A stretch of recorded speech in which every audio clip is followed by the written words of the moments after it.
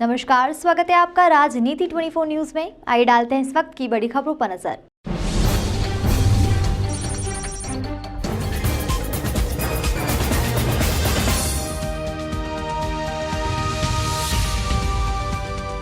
Film Vijayanand के trailer को कर्नाटक के मुख्यमंत्री माननीय श्री बसवराज सोनप्पा मुंबई द्वारा बेंगलुरु में बड़ी धूमधाम से लॉन्च किया गया था।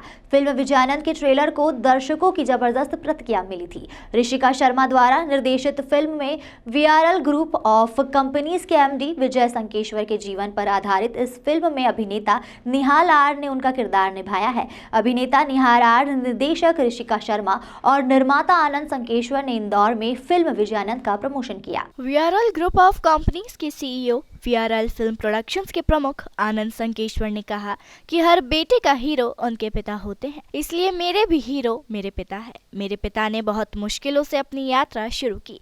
उनका एक बेहतरीन विजन था और उन्होंने नैतिक मूल्यों के जरिए इस विरासत को बनाया है। यह वास्तव में सभी के लिए एक प्रेरणा है। अभिनेता निहाल आर ने पहली लाइव लेजेंड पर आधारित बायोपिक फिल्म में अपने किरदार के बारे में बात की। उन्होंने कहा कि उत्तरी कर्नाटक में रहता हूँ, जहाँ विजय सर रहते थे। मैं बचपन से उनके जीवन से जुड़ी कहानियां सुनकर बड़ा हुआ हूँ। मुझे इस बात पर हमेशा गर्व होगा कि मुझे फिल्म में उनका किरदार निभाने का मौका मिला। Sir, it more than challenge, it was like a dream come true. मतलब रीज़न बिंग, मुझे विजय संकेश्वर साहब को बहुत बड़ा फ़ैन रह चुका हूँ मैं, तो इसलिए उनके बारे में जब मैं बचपन से जब सुनता था, तो फॉर एग्जांपल अभी सचिन तेंदुलकर सर, ठीक है, I am a big fan of him. जैसे वो मतलब वॉक करते हैं, वो सब कुछ दिमाग में आ जाता है। For example Shahrukh Khan sir, the way he walks, the way he does, छोटे से बच्चे से भी पूछ लो, वो करके दिखाएगा। मैं ऐसे हूँ विजय संकेश्वर साहब के ऊपर। ओके, सो वो जो उनके हाव भाव है, जैसे वो बात करते हैं, जैसे वो चलते हैं, उसको मैंने दिमाग में डाल के me Rishika and the whole team एक वर्कशॉप बनाया। फॉर एग्जांपल सिरी के लिए, भरत के लिए, मेरे लिए, तो वो बना के एक मतलब जब आप बायोपिक कर रहे हो, हमारा खुद का एक रिस्ट्रिक्शन होता है, क्योंकि he is a real life hero. तो उसको जब हम पोर्ट्रे करें, but keeping in our own restrictions, apart from that हम लोग यहाँ पे क्या बोलते हो, बहुत ही इमेजिनरी नहीं किया है इसको, या सर को पूरा हूबहू इमिटेट नहीं किया है। सर जैसे दिखते हैं वैसे मेरे अंदर if I could be Vijay sir, वैसे स्टाइल को पोर्ट्रे किया था सर।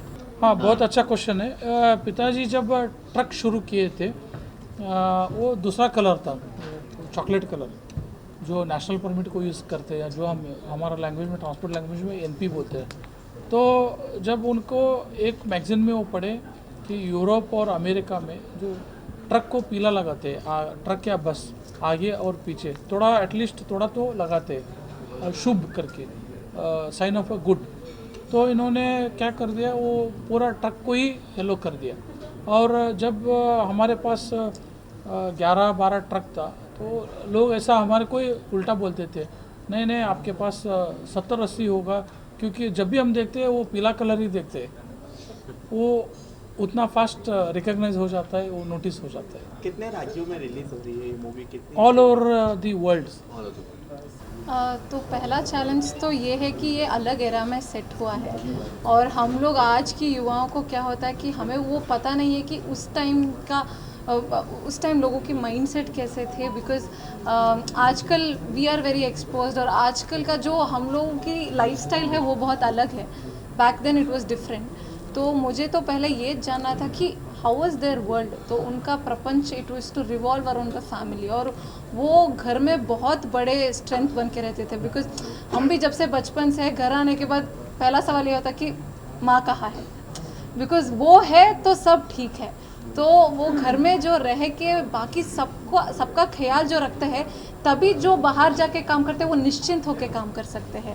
अगर वो घर पे सपोर्ट नहीं है, अगर वो मायूस है, अगर वो खुश नहीं है, अगर वो सपोर्ट नहीं कर रहे, तो कुछ भी हासिल करना बहुत मुश्किल होता है। तो इसी तरह का कुछ मैडम का कंट्रीब्यूशन है, उनका योगदान ऐसा है।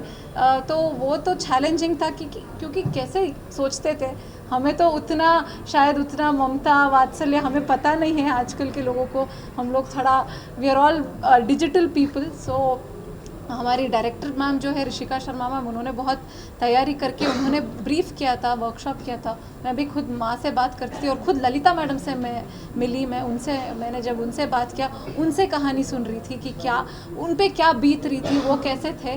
वो उन्होंने मैडम ने 2-3 बार कहा भी है कि कुछ भी हो जाए मैं हमेशा चेहरे पे स्माइल रखती थी ताकि उनको एक स्ट्रेंथ मिले, और मैडम ऐसे ही है रियल में भी, वो हमें बहुत इंस्पायरिंग लगता है।